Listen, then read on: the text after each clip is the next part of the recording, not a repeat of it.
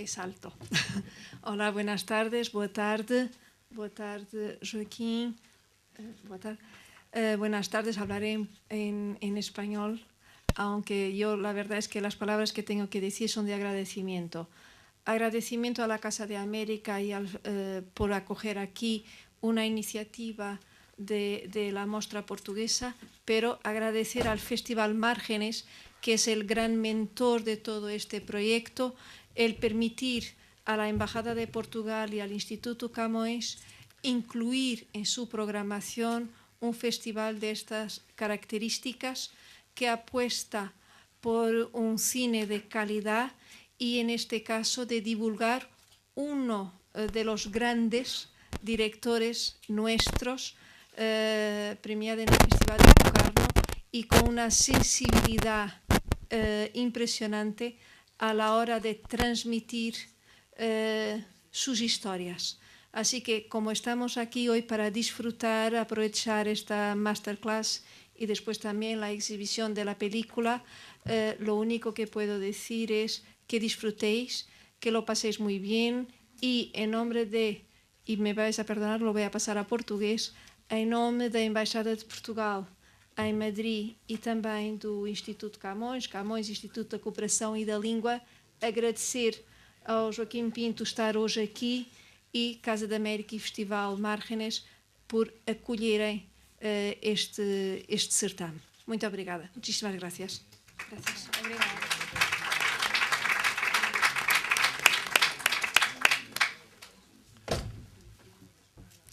Bueno, pues muy buenas tardes. ¿Se me oye? ¿Sí o no? Sí. ¿Ahora? No sé, me puedo acercar un poquito. Vamos, más que nada.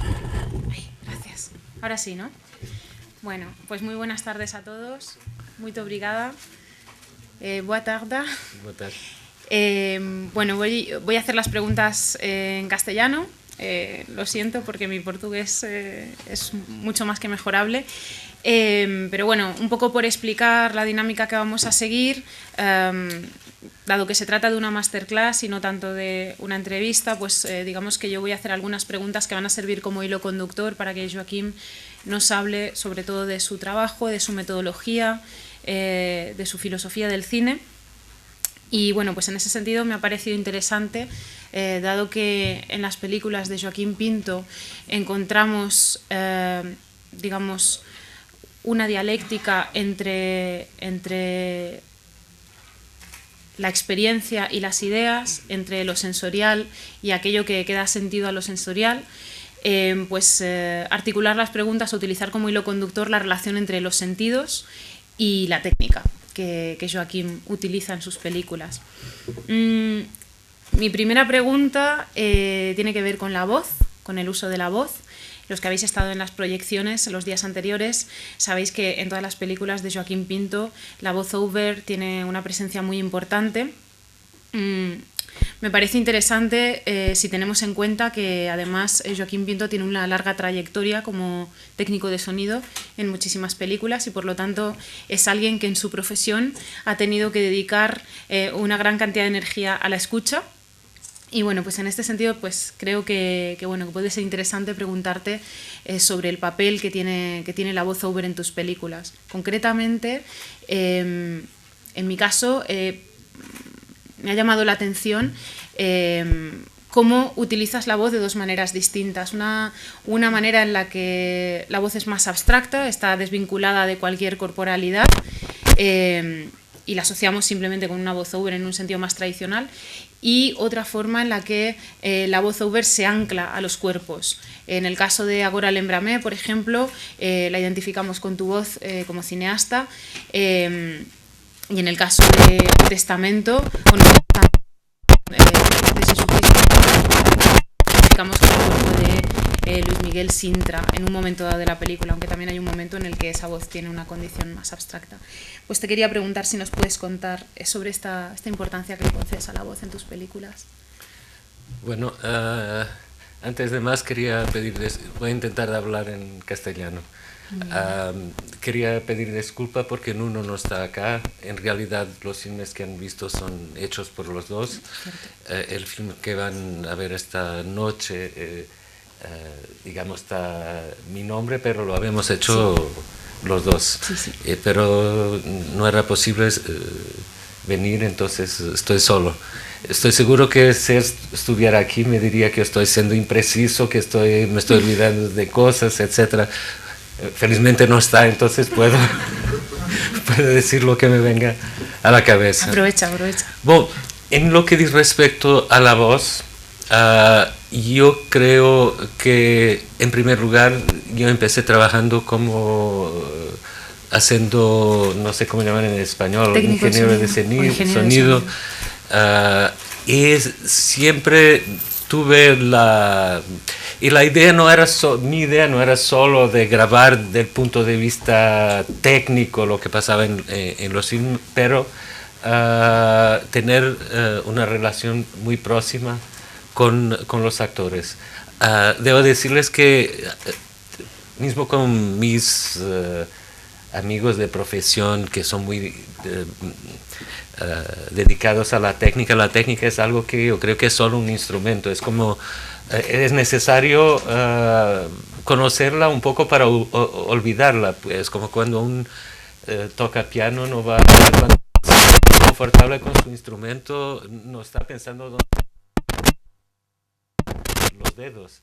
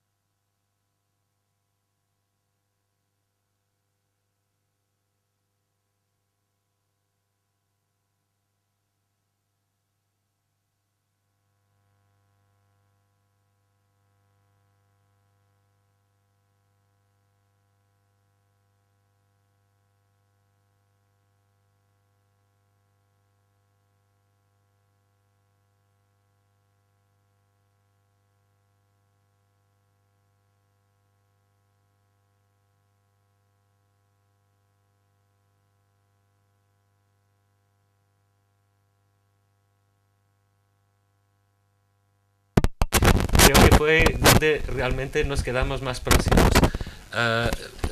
Manuel de Oliveira, que quizás conocen, que es un realizador portugués que sus cumpleaños fueron ayer.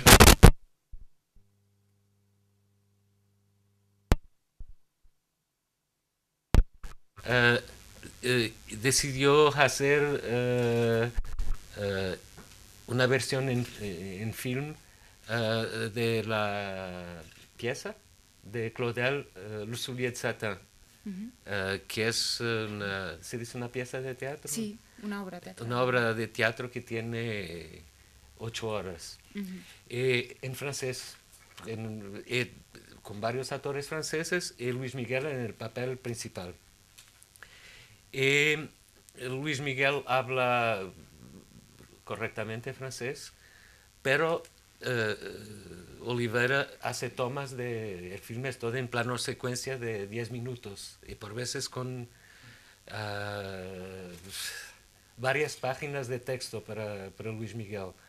Y entonces lo que pasaba es que siempre me preguntaba cómo estaba en términos de dicción, en términos de rendido de voz, y muchas veces lo corregía o le daba indicaciones. Entonces este trabajo era un trabajo muy próximo, y muchas veces le decía: no te preocupes, eso lo arreglo después, dime esa frase sola y te lo voy a cambiar en el montaje y va a quedarse perfecto. Y entonces tuvimos 8 meses de trabajo muy próximo, sobre todo en torno de su voz. En relación a la voz off, ¿se dice voz off? Sí, voice over. voiceover. Yo creo que el cine tiene esa cosa extraña donde se puede utilizar una voz con múltiples sentidos, que puede estar por veces arriba de la acción, por veces abajo, otras veces en el medio. Entonces puede ser varias cosas. En realidad si lo utilizamos en nuestros films, no es siempre con la misma intención, en la misma perspectiva. Por ejemplo, en el film que van a ver de seguida, ah, en- el más difícil para mí fue precisamente terminar y grabar ah, la voz, que fue hecha después del rodaje, porque yo tenía, evidentemente, antes de empezar el film, tenía muchas ideas de cosas que quería hablar. Y finalmente lo que está en el film se reduce casi a solo lo que se conecta directamente con la acción. La mayor parte de las cosas se quedan afuera. Pero fue quizás un trabajo de reconstitución de lo que era nuestra conversación, nuestro diálogo entre mí y Nuno durante ese año de vida que está presente en el film. Porque es un film hecho a dos, donde unas veces yo tengo la cámara, otras veces él tiene la cámara. La equipa solo los dos. La producción al inicio intentó de convencernos que sería bueno de tener un equipo con un sonidista, con alguien para la cámara. Sería un otro film. Habíamos hecho una escena así y no funcionaba. No es posible, yo creo que no sería posible ese grado de, quizás estoy siendo exagerado, pero de intimidad, habiendo con una tercera o otras presencias en el momento de rodar.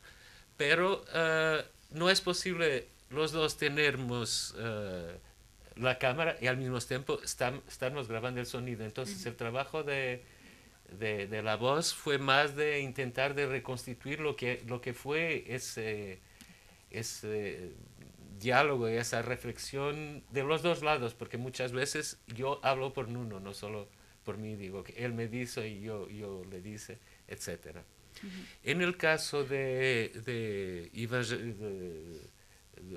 Novo Testamento segundo João, um,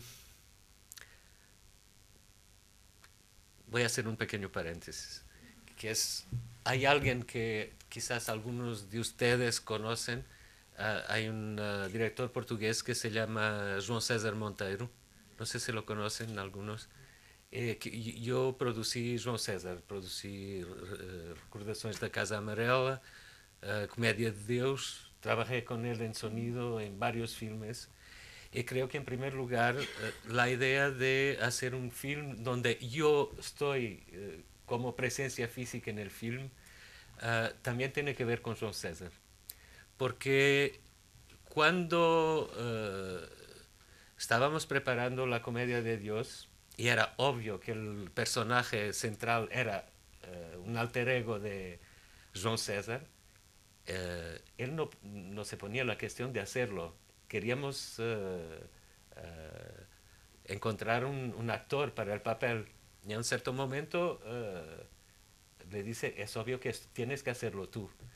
Y él lo aceptó hacer. Y para él fue un desafío terrible, porque jamás había estado actuando en una película. Y entonces tuve el coraje de se poner, de asumir eso. Entonces quizás un poco me ayudó en la idea de que yo lo haga. Pero hubo un otro film muy polémico de João César eh, que se llama Blanca de Nieve. No sé si algún de ustedes lo vio, que es un film casi negro. Digamos que la idea esto se liga con el Evangelio de João. La idea de João César era hacer la versión de Blanca de Nieve de Humbert Walser. De Walser. Y su idea era de hacer toda la banda sonora antes de filmar. Y después los actores tenían receptores en las orejas y hacerlo con otros actores pero hacer la toma de sonido como si fuera un rodaje, en los locales reales, con pértiga, y lo que pasó es que hicimos todo el sonido como un film sin cámara, y en el momento de filmar, llegaron los actores y todo, y al final de 2 días, Ron César se bloqueó, porque finalmente el film estaba hecho y los actores ya no colaban con... le dio una cosa que dice, vamos a poner la imagen negra. Y hay momentos en el film que son otras cosas, pero no momentos de la acción. En el caso del Evangelio de João, bueno, toda la idea del Evangelio está contenida en la primera frase. En el inicio era el verbo, en el inicio era la palabra. Entonces, para nosotros era importante que el film tenga, que haya todo un bloque del film donde uno está concentrado en la palabra antes que ella se corporice en un cuerpo. Y por eso esa introducción longa, pero no es una voz off, es solamente que no hay imagen, hay negro. Y además todo el Evangelio de Juan tiene que ver con, me parece que tiene que ver con esa idea de lo que es la visión. Los que ven están ciegos, los que no ven realmente ven, y todo ese juego entre luz, sombra, oscuridad, y mismo la presencia de Cristo a lo largo del, ¿cómo se dice? Récit, Del relato. del relato, por veces se va, por veces está y desaparece, los deja, y después se oculta y vuelve nuevamente. Entonces, en ese caso, no creo que sea una voz, una voiceover en el sentido estricto de la palabra. No sé si esto responde un poco. Sí, bueno, más que nada se trata de que nos cuentes cuál es tu manera de proceder y creo que en ese sentido pues está muy claro. Yo relacionado con esto, con esta cuestión de la voz y del uso del sonido... Yo, quizás para la gente que... Sí. Solo un pequeño Sí, paréntesis. Sí. Para la gente que le interesa o que piensa que las cuestiones técnicas pueden interesar, hicimos dos cosas totalmente diferentes. Y eso tiene que ver también con los instrumentos que uno utiliza para grabar la voz. En el caso del Evangelio de João, utilicé micrófonos que están totalmente olvidados hoy día. Micrófonos de fita, ¿cómo se dice? Ribbon. ¿De corbata? No. De cinta. De cinta. No de bobina, no, de cinta, de ribbon microphones, como se dice en inglés. Todo el jazz clásico americano, Billie Holiday, todo fue grabado con esos micrófonos.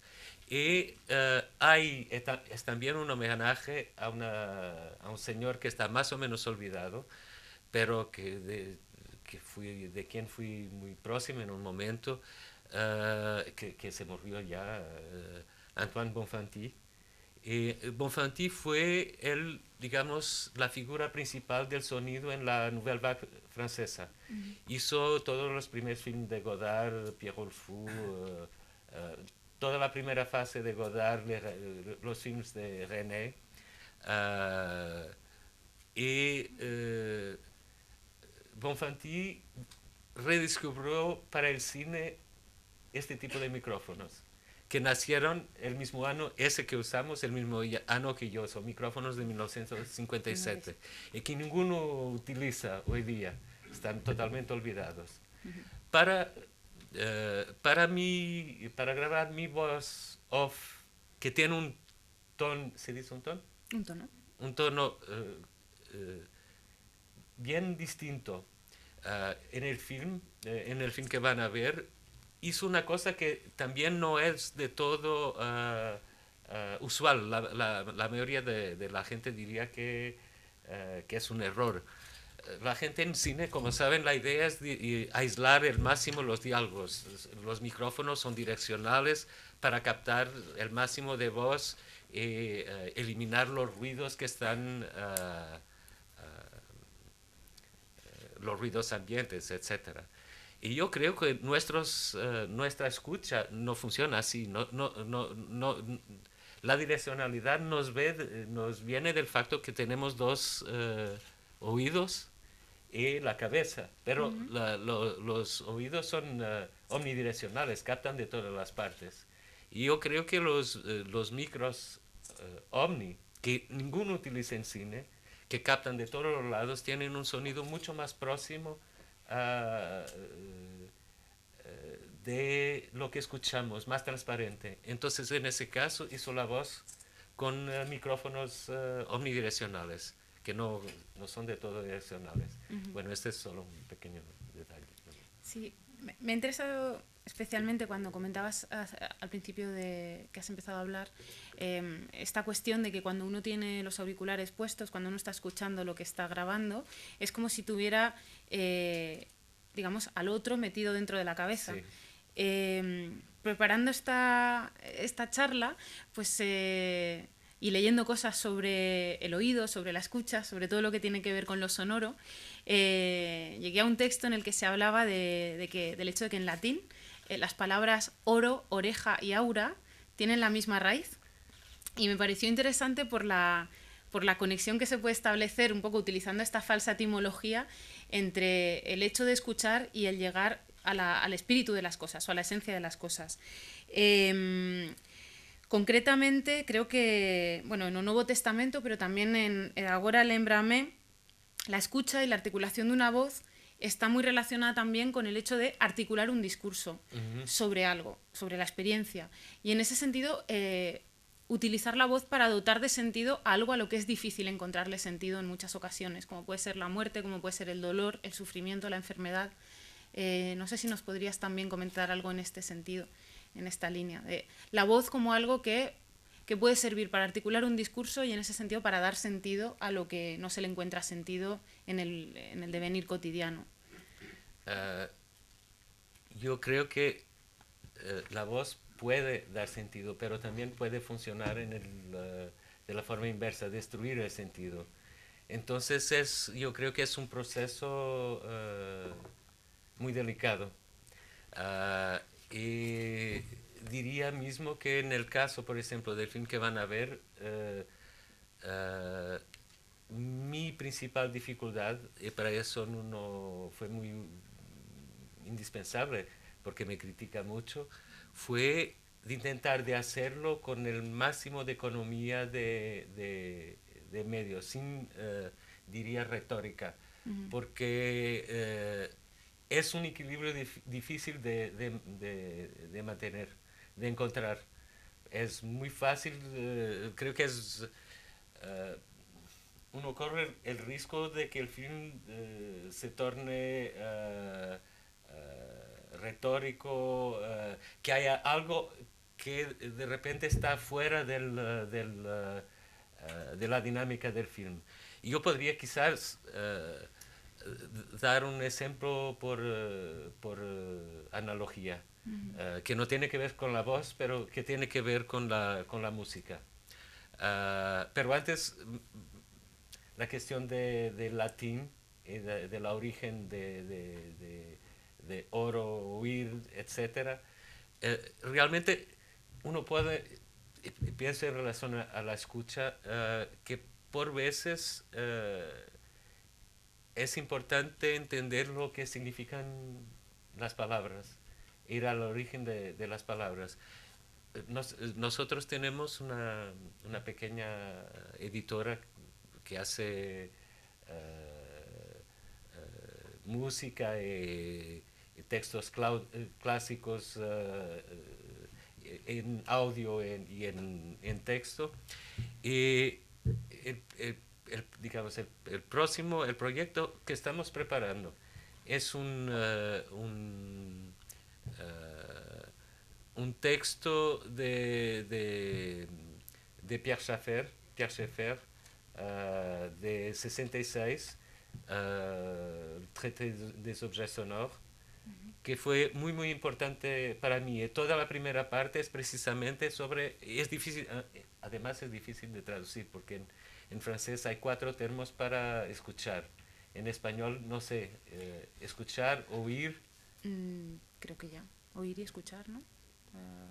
En portugués es la misma cosa, entonces es más difícil, es un Y no poco... es exactamente lo mismo, ¿no? Y Porque... la escucha puede ser analítica, puede ser, digamos, la escucha de un músico no es igual a la escucha de un director de orquesta o de alguien que está preocupado en escuchar el significado del discurso. Entre tanto, ya me perdí.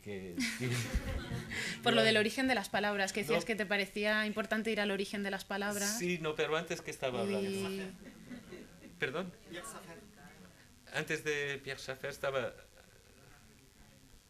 Pues hablábamos... Me perdí, perdón. No, pues... Antes, bueno. Bueno, yo Vaya a volver, yo tengo por retomar lapsos de memoria. en relación con esto había una cosa que no había mencionado antes y que bueno, tampoco quiero adelantar muchas cosas de la película que vais a ver después, pero sí que en relación con esto me parece muy interesante un momento en el que precisamente grabas, creo que es tu propia oreja, y hablas sobre la relación entre la escucha y la sordera.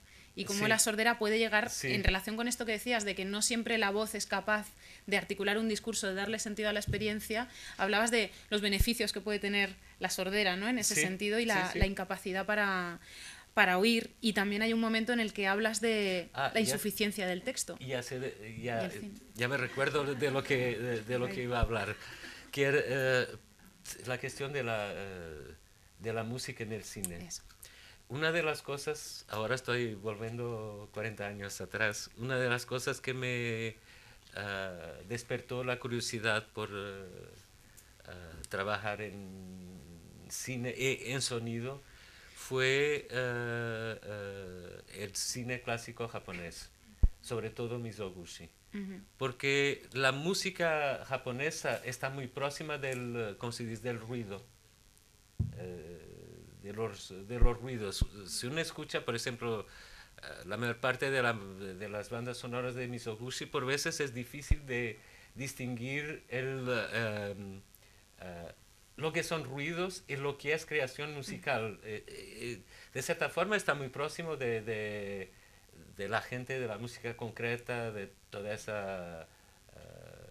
y una cosa que me hace un poco, ¿cómo se dice? Pele de galinha, ¿cómo es que se dice pele de galinha? ¿Me pone la piel de gallina? Sí, es cómo se usa la música en los filmes, siempre esa cosa de tener unas cosas por bajo, entonces el piano y las escenas dramáticas y todo, entonces, por ejemplo, el Evangelio de Juan no tiene música y en el caso del último film la música es muy, ¿cómo podría ser? Muy en la... Cuando está, está. Cuando no está, no está. No hay esa cosa de tener... De relleno, ¿no? La música para crear tensión o... Cuando está es asumido.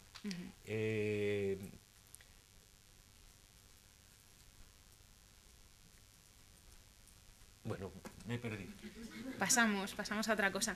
Bueno, pues un poco pasando de lo sonoro, de la escucha a la visión, al sentido de la vista, te quería preguntar también por la dialéctica de las imágenes que encontramos en tus películas. En muchos casos hay dos registros que son muy diferenciables entre sí.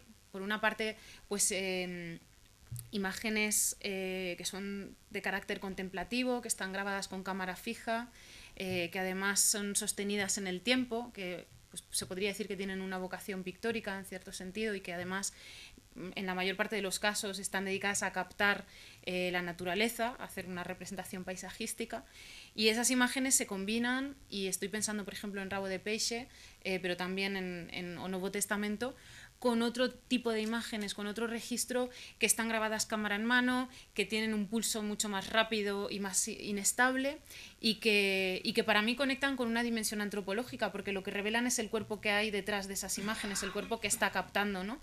Y en la mayor parte de los casos, además, este segundo registro de imágenes, pues digamos que conectan con la parte más diarística o de diario que hay en vuestras películas, perdón. en las que pues habláis de vuestra intimidad, de vuestro proceso de realización de la película, y de aspectos bueno, que de alguna manera conectan con el objeto que estáis filmando. En el caso de Rabo de Peixe, pues la comunidad de pescadores de San Miguel de Azores.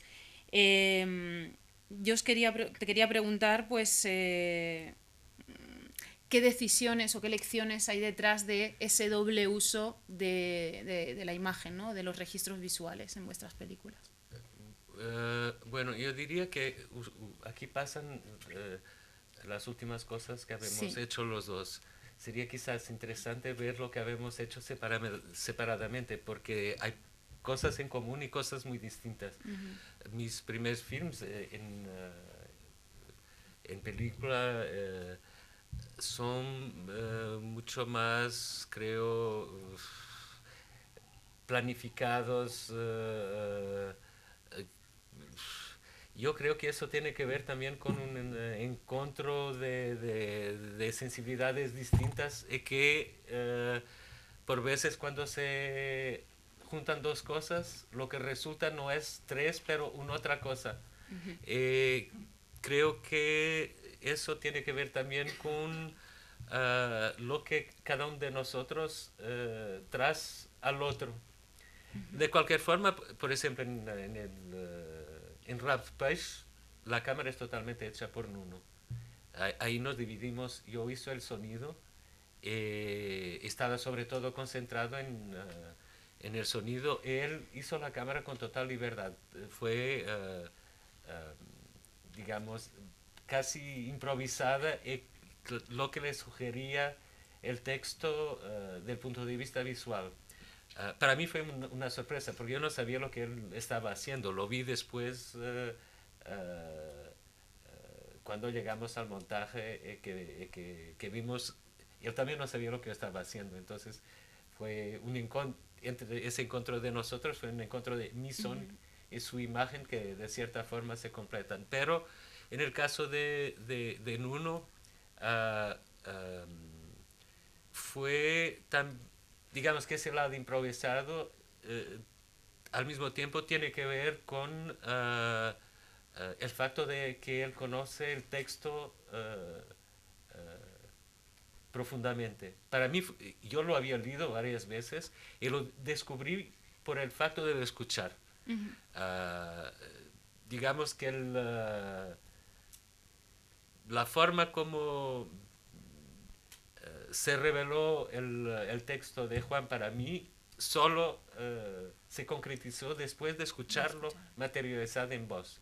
Había cosas que para mí no eran claras y que solo en ese proceso se tornaron claras.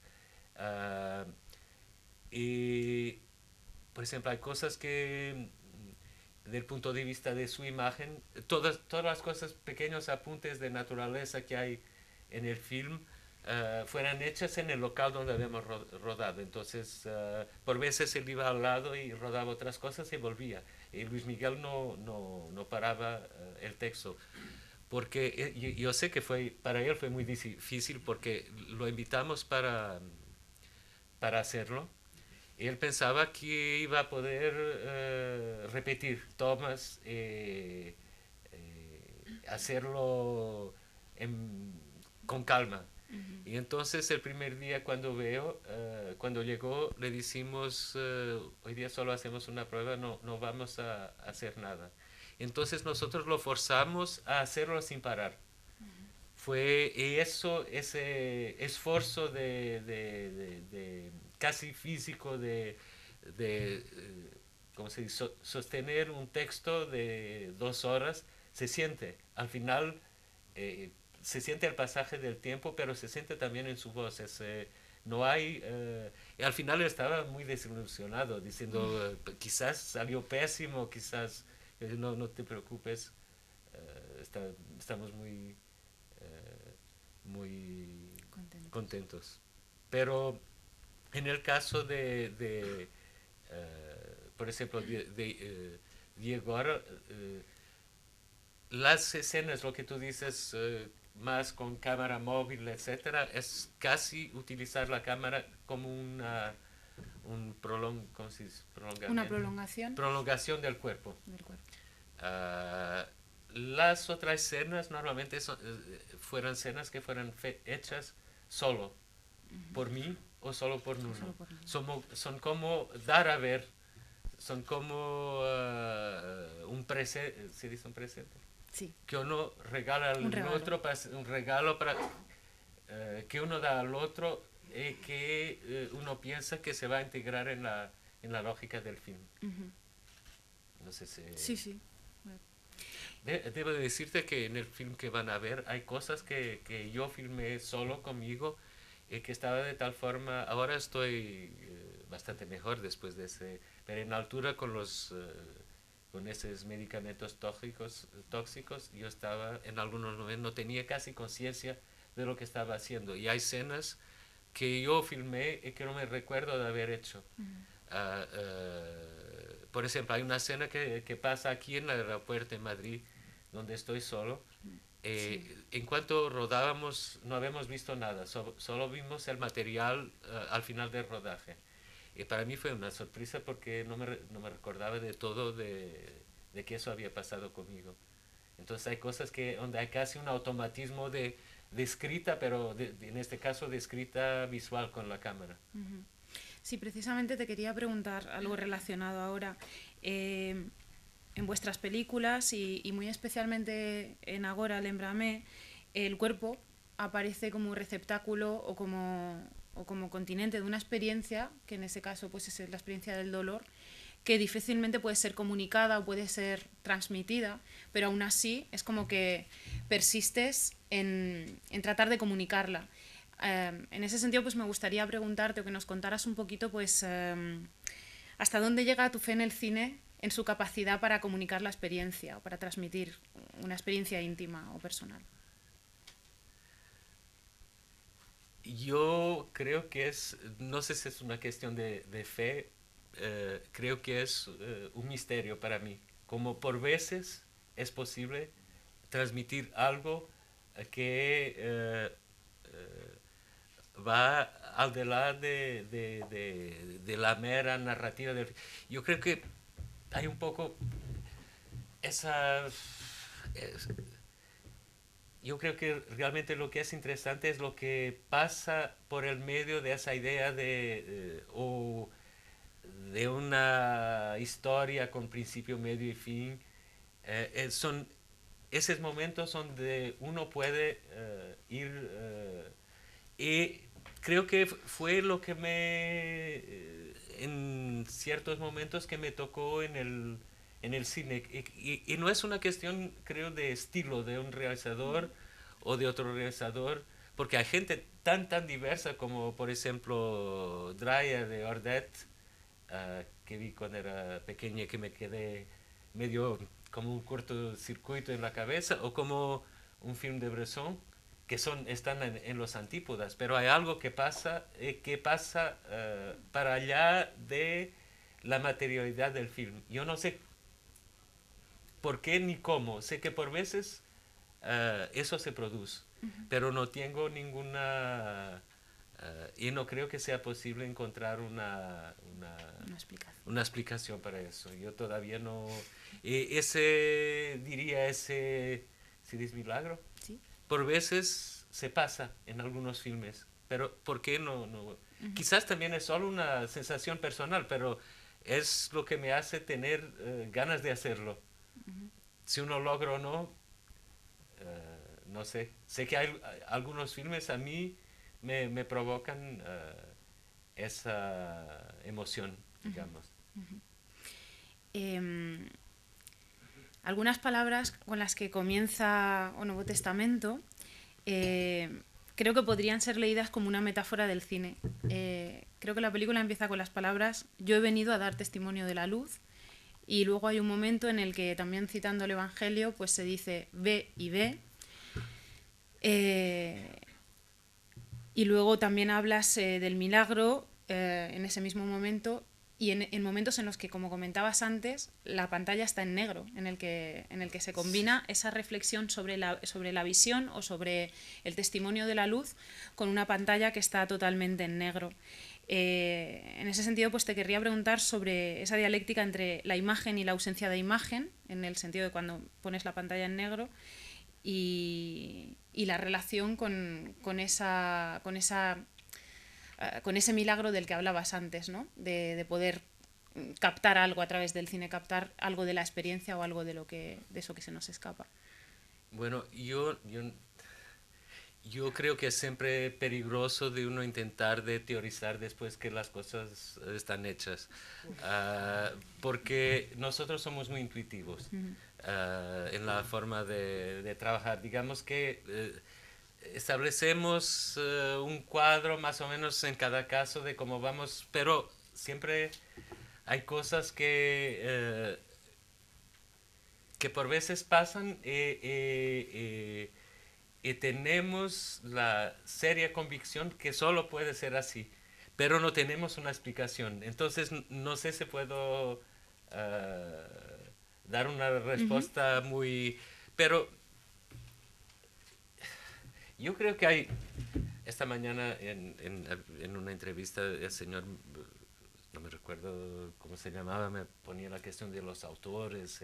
Yo creo que, hablando de una otra cosa que no tiene que ver con el cine, siempre la gente intenta de encontrar, digamos, una teoría que permita de explicar, que cierre un fenómeno. El cine, yo estaba pensando, por ejemplo, que Einstein pasó toda su vida por tentar, al final de su vida, años intentando de hacer una teoría de todo que conjugase el electromagnetismo con la gravedad, digamos, llegó al final de su vida y no logró hacerlo.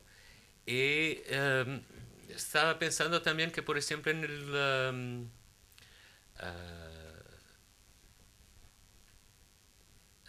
Hilbert, la escuela de matemática en Alemania, que al mismo tiempo resolvió las ecuaciones de la relatividad, esa escuela de matemática intentaba de encontrar, digamos, un sistema matemático que pueda explicar todo. Era un poco la ambición.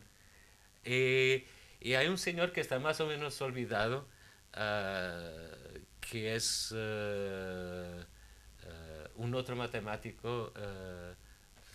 No sé si hay gente que le gusta la matemática aquí, pero, que se llamaba Kurt Gödel. Sí. Sí. Y que finalmente les destruyó esa ilusión que sería posible tener un sistema cerrado. Digamos, sus teoremas de la trenza mágica, de la ¿no? incompletud, se puede decir así, finalmente, que prueban que ningún sistema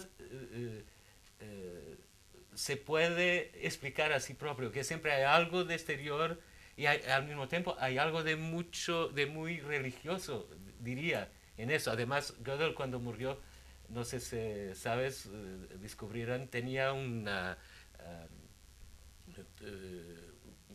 todo un conjunto de teoremas para tentar llegar a la noción de Dios, que todavía están intentando pero esa idea que es posible cerrar un sistema, yo no creo que sea posible. Entonces, por más que yo intente en nuestro caso, nuestro funcionamiento es, la forma como trabajamos es de facto, creo, muy intuitivo. Yo creo que solo por la sensibilidad es posible lograr a un sistema que permita de hacer pasar ideas. No sé si... Sí, bueno. Bueno, y ahora yo propondría, antes de pasar a una ronda de preguntas, que me imagino que habrá gente con muchas ganas de preguntar, quería proponer un juego a Joaquim Un juego que es un guiño, por una parte, a la película Film de Citassau, que para los que lo habéis visto pues es una filmación de una obra teatral que consiste en una serie de citas de diferentes obras de teatro de distintos autores. Así que a mí me gustaría leer 2 citas que además recogen un poco el espíritu de Márgenes, del festival que organiza esta masterclass, y a partir de estas citas pues invitar a Joaquim a que nos responda de manera intuitiva quizá o de manera improvisada aquello que le sugiera en relación con su trabajo y el de Bruno Noël. La primera cita dice así: fotografié el nacimiento de mis hijos. En esas ocasiones vi que en el momento en que absorbían su primera bocanada de aire, la totalidad de los colores del arco iris se extendían por todo su cuerpo, desde la cabeza hasta los pies. Sin embargo, las pruebas de la película no revelaban más que la superficie de la piel. Así, llegué a fotografiar el nacimiento de mi tercer hijo y constaté que el mismo e increíble fenómeno se reproducía, y me sentí entonces obligado a pintar una aproximación relativa al mismo directamente en la superficie de la película de 16 milímetros y sobreimpresionarlo en las imágenes fotográficas del nacimiento. Puesto que me era imposible obtener la prueba de si esta visión de arcoíris en la piel en el momento del parto era una alucinación mía o una manifestación de la realidad demasiado sutil para aparecer en una grabación fotográfica, me sentí libre de utilizar también la pintura durante el montaje de esta película con motivo del tercer nacimiento. Así pinté en las imágenes en 16 milímetros, una a una, las visiones del ojo de mi espíritu, intercalando entre las imágenes del parto otras que se me pasaron por la memoria mientras asistía al nacimiento. Film de Citassau. Es una cita de Stan Brakhage, de Metáforas de la visión. Y bueno, no sé si nos podrías hablar... Y hay ese film fantástico del nacimiento de su hijo, no sé cómo se llama, lo vi hace muchos años. Sí, pues bueno, un poco esta cuestión de las sobreimpresiones de cosas que nosotros hemos visto, que nosotros hemos experimentado, pero que luego no aparecen, que la película nos traiciona y no aparecen ahí representadas. Yo creo que, bueno, ese momento de composición de luz que van a ver en Y Agora no es una sobreposición, es realmente algo que... Es un arco iris que aparece en un momento dado. Es la luz que pasa por la ventana y que es un vidrio viejo, entonces en la madera del... ¿cómo se dice? ¿Llano? Del suelo. Del suelo se refleja así. Pero hay varias sobreposiciones en el film, hay mismo 2 secuencias de animación en el film y quizás tiene que ver con otra cosa. Yo creo... y estoy seguro que Nuno está de acuerdo conmigo, que el cine nos permite de ver cosas que normalmente no vemos, mismo sin trucajes, sin y es un poco nuestro deseo es de dar a ver cosas que normalmente en el día a día nos pasan, ¿cómo se dice? Desapercibidas. Pero hay también trucajes en el sentido que son muy, no son, son claramente trucajes, se ve que son trucajes. Y eso tiene quizás también que ver con nuestro origen, porque Nuno viene del cine de animación. Yo lo conocí, ya trabajaba, tenía unos 16 años, y trabajaba en un estudio de animación clásica, animación no de computadora, pero hecha a la mano. Entonces, es una cosa que a mí siempre me fue difícil de entender, es cómo uno crea a partir de nada. Porque en el cine hay algo que se capta y la luz que entra en la cámara. En la animación se construye del cero. Y esa curiosidad nos llevó a hacer un film de animación. Los dos habíamos hecho un film de animación donde los dos habíamos también dibujado, pintado, etc. Y sí, ya no sé lo que iba a decir. ¿Pasamos a la siguiente? Por favor. Bueno, pues la segunda cita dice así: cuando descubrí el cine de vanguardia, a principios de la década de 1960, comencé a darme cuenta de que el modo en que determinados cineastas utilizaban el cine me hacía experimentar momentos de revelación, sentirme vivo. Los deslizamientos de luz entre plano y plano, por ejemplo, podían ser muy viscerales y afectivos. Me di cuenta de que hay una concordancia entre el cine y el metabolismo humano, y que esta concordancia es un fértil terreno de expresión, una base para explorar el lenguaje intrínseco del cine. De hecho, las posibilidades físicas del cine parecían tan acompasadas a nuestro metabolismo que empecé a experimentar el cine como una metáfora íntima o como un modelo de nuestro ser. Un modelo que tenía un potencial transformador, una capacidad para invocar al espíritu y convertirse en una forma de devoción. Fin de cita, Sao. Es una cita de Nathaniel Dorsky, El cine de la devoción. No sé si nos cuentas algo a partir de esta cita. No, lo que... Si no, te tiro de la lengua. Lo que puedo decir es que sí... el problema del cine es que uno no es como el teatro, que uno está... Algo está pasando y hay una reacción directa con la gente que lo está viendo. Cuando uno hace un film, uno no sabe lo que va a pasar. Uno desea que, por ejemplo, en el caso concreto del film que van a ver, que se cree esa ligación o esa traducción de algo que es muy visceral. ¿Se pasa o no? Es imposible de saber. Lo que es curioso, yo estoy seguro que hay gente a quien el film deja totalmente indiferente. Y quizás hay otra gente a quien el film de alguna forma crea ese lado casi físico. Lo que es muy curioso para nosotros, por lo menos con el último film, es que como hoy día hay todo eso, las redes sociales, la facilidad de contactos, es que por la primera vez recibimos, el film pasó en muchos lugares distintos, gente con... y nos llegan ecos distintos de gente y por veces cosas muy inesperadas, de cómo el film creó una reacción casi física en la gente. Entonces es una esperanza que se haya logrado hacer algo, no sé si, pero...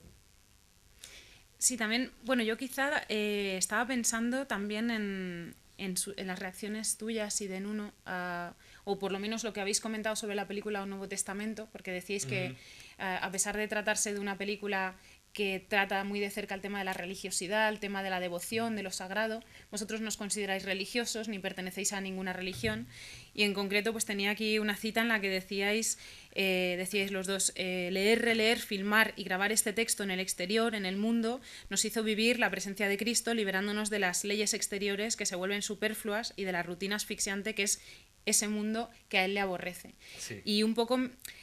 cuando hablaba, bueno, cuando sacaba a colación esta cita del cine devoto, del cine de la devoción, sí, pues también se me había ocurrido preguntarte si vuestro cine, más que un cine devoto, es más un cine devoto que un cine que no es tanto un cine devoto como un cine que expresa la devoción a través del cine, a través de las imágenes. Sí. Algo así, ¿no? Bueno, ya Quizás, es que yo lo siento, soy muy teórica y me sale la vena. No puedo evitar. Porque lo que yo creo que es extraordinario, por ejemplo, en ese texto, es el potencial destabilizador del discurso. De qué forma hay... Cuando llega, ahora está llegando el, ¿cómo se dice? Noel, Natal. Navidad. Siempre los mismos films con unos tipos haciendo de Cristo, y siempre los mismos, que es... Y realmente si uno escucha los textos de esta época, hay un potencial de subversión enorme que está siendo cada año silenciado. Entonces, hacerlo por lo menos recordar, creo que es importante. Uh-huh. Pero yo no creo que sea solo este texto, podría ser otras cosas. Uh-huh. Yo había propuesto a Luis Miguel de hacernos el Evangelio de Tomás, que es un texto apócrifo. Uh-huh. Pero Luis Miguel, que es más católico, no lo quería hacer. Entonces, pero el Evangelio de Juan abre esas pistas. o el Evangelio de María Magdalena, que es pequeño porque lo que se descubrió falta el inicio y falta el final, pero es absolutamente subversiva en el sentido que cuestiona casi todo lo que... había la figura de María Magdalena pasa también en el film en Y Agora, porque sería una otra, Otra discusión. una otra discusión.